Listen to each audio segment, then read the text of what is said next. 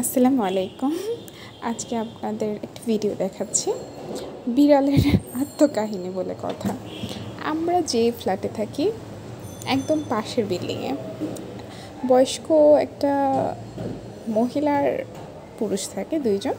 ওনারা 4টা বিড়াল পোষে। তো বিড়ালগুলো সবই দেশি বিড়াল, পার্সিয়ান না।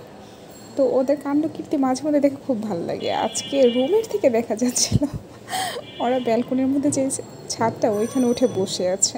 তো আমি রুম থেকে জুম করে ভিডিও করতেছি। একজন উপরে উঠে বসে আছে, তো আরেকজন নিচে।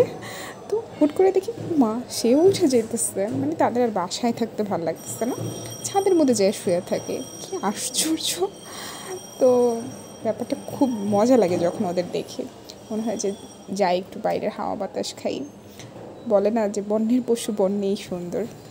তো ওদের আসলে এত আদর আপ্যায়নে থাকার পরও রুমে থাকতে ভালো লাগছে না, একটু বাইরের নেচার দেখতে চাচ্ছে তারা।